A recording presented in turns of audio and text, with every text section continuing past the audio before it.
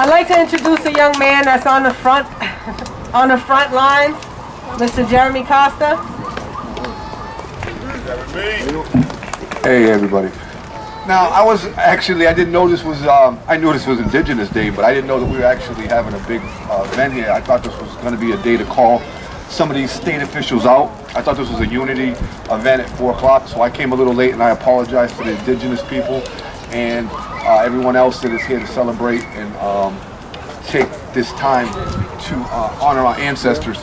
I won't get into a history of who I am and why I do what I do and why I'm actually part of everybody's movement. But that's pretty much all of it in a nutshell. The reason why I do what I do is because I am, I have been a victim of the state for 40 years, and I really won't get into that, but I grew up in state custody when I was 3 years old, and I sort of still today am in state custody, and so that's why I do what I do right now.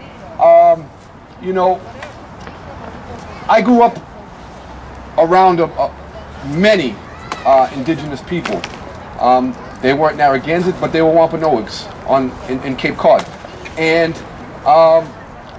I go back there once in a while to visit some of my friends and family members, and I just see, what's going on, and it's no different from what's going on all over the country. Their lands are being pillaged by solar panels. Their school systems are, most of the students are not in, advanced learning classes like they were previously. They're all in these remedial and special education classes, and a lot of them are on medication, prescription drugs, and it's a problem that is built within our system. It's not so much our people, it's the system that has destroyed us as a group, coming together to be able to do what we're doing today. It's the system, and I don't want to put blame on any individuals, but it's the system. And I'm here to destroy the system. I'm going to do what I can do to try to help every organization out.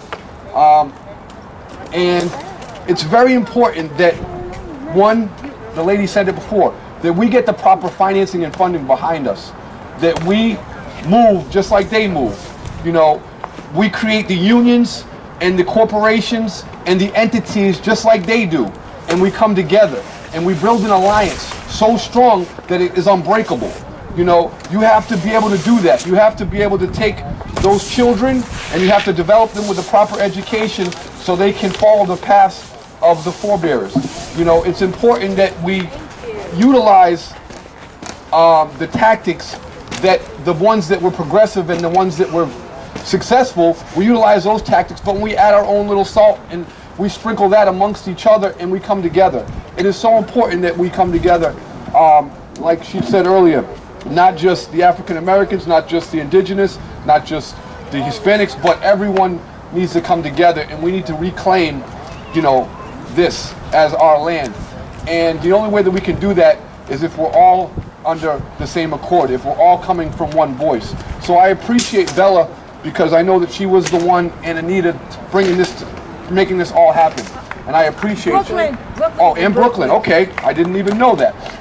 And so I want to make sure that whatever you guys need from me, I'm here to help in any way, shape, or form. Jeremy, talk about what you need. Support for the ATV parks. Yes. Support for the court system. That is something that I'll address later. But I do want to say that I am not going to stop riding the ATVs just because they decided to destroy them. We're not going to decide to stop riding them until they find an allocated zone for them to be able to ride in. You don't create laws without creating an opportunity to actually put these people, because all you're going to do is just continuous the circle in your probationary system and marginalize the same group of people to inflate the, if you want to say, arrest because these police are actually getting their budget based on the arrest. They're getting their budget based on the things that are actually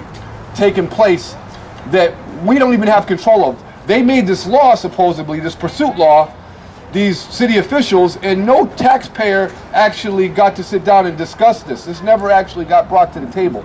And like I said, I did come here because I was calling people out, but this was an indigenous, so I'm going to allow that to, I'm going to keep my own agenda, put that aside, and just focus on what today is.